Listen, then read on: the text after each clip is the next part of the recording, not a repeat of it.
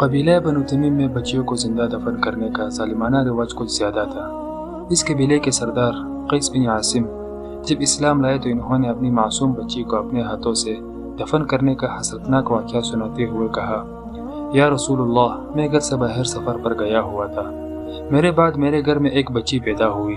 میں گھر میں ہوتا تو اس کی آواز سنتے ہی اس کو مٹی میں دبا کر ہمیشہ کے لیے خاموش کر دیتا۔ ماں جیسے تیسے اس کو چند روز تک پالتی رہی، مگر چند دن پالنے کی وجہ سے ماں کی ممتا نے کچھ ایسا جوش مارا کہ وہ اس تصور سے لرز اٹھتی کہ باپ آ کر اس فرشتے کو مٹی میں زندہ دبا دے گا۔ چنانچہ میرے ڈر سے اس نے اپنی پیاری بچی کو اس کی خالہ کے یہاں بھیج دیا کہ وہاں پرورش پا کر جب بڑی ہو جائے گی تو باپ کو بھی رحم آ جائے گا۔ میں جب سفر سے واپس آیا تو معلوم ہوا کہ میرے یہاں مرا ہوا بچہ پیدا ہوا تھا، اور بات آئی گئی ہو گئی۔ بچی اپنے خالہ کے زیر سایہ پلتی رہی، یہاں تک کہ کافی بڑی ہو گئی۔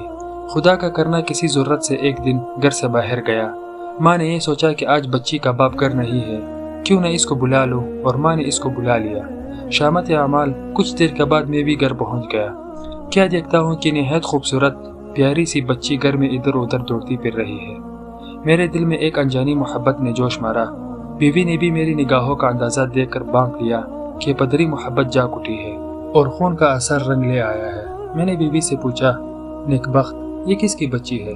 بڑی پیاری بچی ہے، اور بیوی نے سارا قصہ سنا دیا۔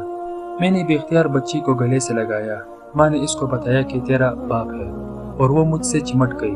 باپ کا پیار پا کر وہ تو کچھ ایسی خوش ہوئی کہ ابا ابا کہتے اس کا منہ سوکھتا تھا، اور جب ابا ابا کہہ کر دوڑ کر آتی تو میں اسے گلے لگا کر عجیب سکون محسوس کرتا تھا۔ اس طرح دن گزرتے گئے اور لڑکی پیار و محبت کے سائے میں ہر فکر سے بے پرواہ پرورش پاتی رہی، مگر اس کو دیکھ دیکھ کر میں کبھی سوچتا تھا کہ اس کی وجہ سے مجھے داماد والا بننا پڑے گا۔ مجھے یہ ذلت بھی برداشت کرنا ہوگی کہ میری لڑکی کسی کی بیوی بنے گی۔ میں لوگوں کے سامنے کیا منہ دکھاؤں گا؟ میری تو ساری عزت خاک میں مل جائے گی۔ اور آخرکار میرے غیرت نے مجھے جھنجھوڑا، میرے صبر کا پیمانہ لبریز ہو گیا، اور میں نے طے کر لیا کہ اس ذلت کے سامان کو دفن کر کے ہی دم لوں گا۔ اور میں نے بیوی سے کہا، بچی کو تیار کر دو، ایک دعوت میں ساتھ لے جاؤں گا۔ بیوی نے اس کو نہلایا، صاف ستھرے کپڑے پہنائے اور تیار کیا۔ بچی خوشی سے چہک رہی تھی کہ ابا جان کے ساتھ جا رہی ہوں، اور میں اسے لے کر ایک سنسان جنگل کی طرف روانہ ہو گیا۔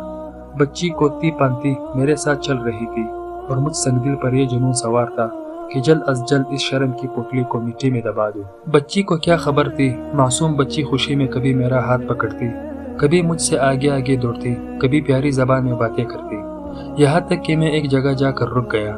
پھر میں نے زمین میں ایک گڑھا کھودنا شروع کیا۔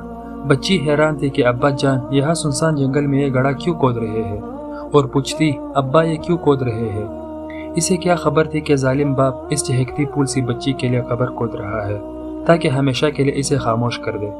گڑھا کھودتے ہوئے جب میرے پیروں اور کپڑوں پر مٹی آتی تو معصوم بچی اپنے چھوٹے چھوٹے پیارے اور نازک ہاتھوں سے مٹی جاڑتی اور توتلی زبان میں کہتی، ابا آپ کے کپڑے خراب ہو رہے ہیں۔ جب میں نے گہرا گڑھا کھود لیا تو ایک دم اس بے گناہ ہنستی کھیلتی بچی کو اٹھا کر اس گڑھے میں پھینک دیا اور جلدی جلدی اس پر مٹی ڈالنے لگا۔ بچی مجھے حسرت سے دیکھتے ہوئے چیختی رہی، ابا جان، میرے ابا جان، یہ کیا کر رہے ہو؟ ابا آپ کیا کر رہے ہو؟ ابا میں نے تو کچھ بھی نہیں کیا ہے۔ ابا آپ مجھے کیوں مٹی میں دبا رہے ہیں؟ اور پھر میں بہرا اندھا اور گنگا اپنا کام کرتا رہا۔ یا رسول اللہ، مجھ سنگ دل اور ظالم کو ذرا بھی تو رحم نہ آیا۔ بچی کو میں زندہ دفن کر کے اطمینان کی سانس لیتا ہوا واپس آ گیا۔ معصوم بچی کی مظلومیت، بے بسی کا یہ حسرتناک واقعہ سن کر رحمت عالم صلی اللہ علیہ وآلہ وسلم کا دل بھر آیا۔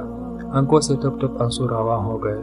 آپ رو رہے تھے اور کہہ رہے تھے، یہ انتہائی سنگ دلی ہے، جو دوسروں پر رحم نہیں کرتا، خدا اس پر کیسے رحم کرے گا؟